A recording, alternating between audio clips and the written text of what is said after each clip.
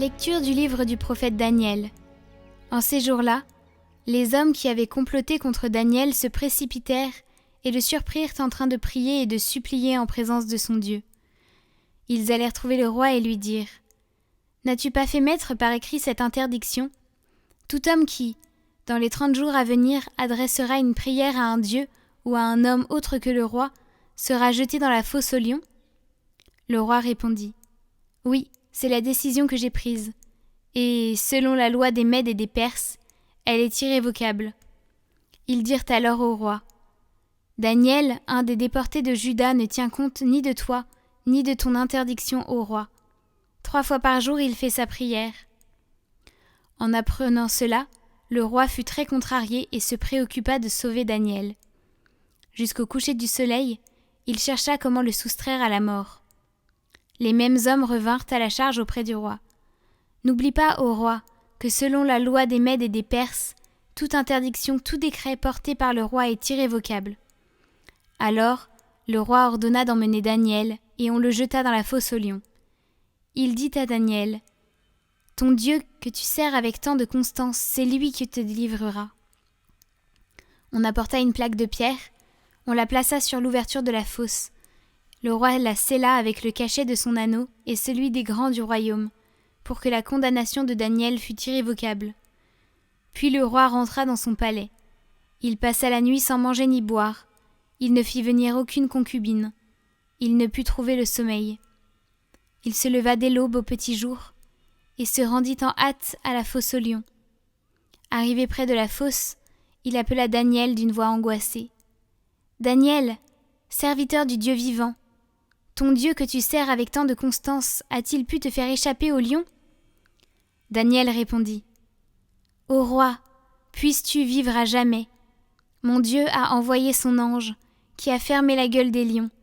Ils ne m'ont fait aucun mal, car j'avais été reconnu innocent devant lui. Et devant toi, ô roi, je n'avais rien fait de criminel. » Le roi ressentit une grande joie et ordonna de tirer Daniel de la fosse.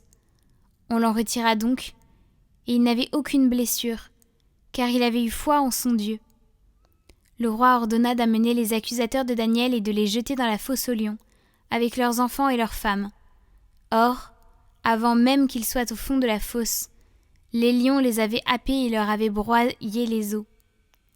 Alors, le roi Darius écrivit à tous les peuples, nations et gens de toutes langues, qui habitaient sur toute la terre : « Que votre paix soit grande. Voici l'ordre que je donne.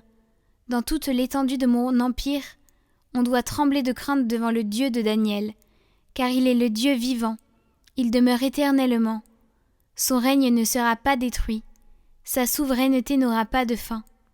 Il délivre et il sauve.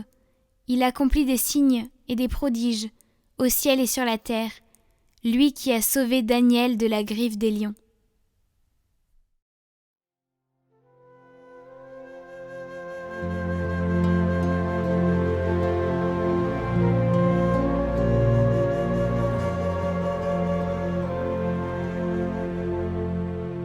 À lui haute gloire, louange éternelle.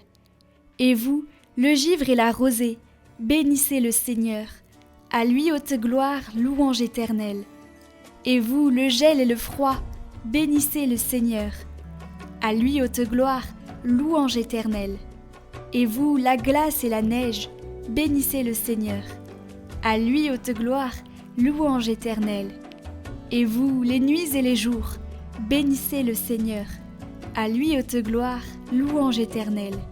Et vous, la lumière et les ténèbres, bénissez le Seigneur. À lui haute gloire, louange éternelle. Et vous, les éclairs, les nuées, bénissez le Seigneur. À lui haute gloire, louange éternelle. Que la terre bénisse le Seigneur. À lui haute gloire, louange éternelle.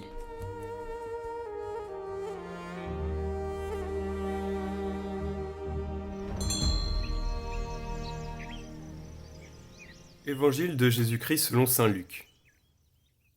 En ce temps-là, Jésus disait à ses disciples : « Quand vous verrez Jérusalem encerclée par des armées, alors sachez que sa dévastation approche. Alors, ceux qui seront en Judée, qu'ils s'enfuient dans les montagnes. Ceux qui seront à l'intérieur de la ville, qu'ils s'en éloignent. Ceux qui seront à la campagne, qu'ils ne rentrent pas en ville. Car ce seront des jours où justice sera faite, pour que soit accomplie toute l'Écriture.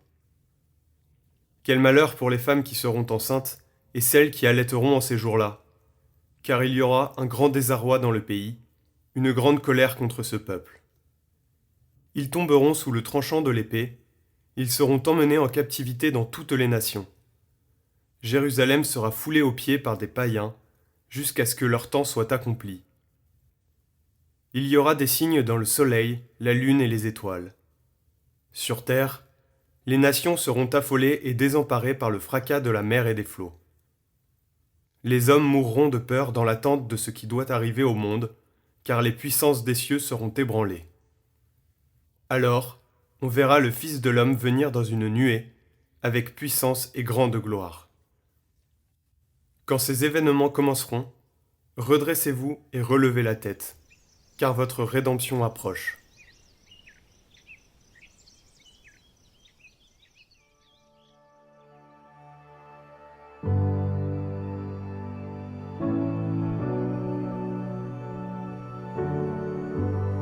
L'histoire de l'humanité, comme l'histoire personnelle de chacun d'entre nous, ne peut être comprise comme une simple succession de paroles et d'actes qui n'ont pas de sens.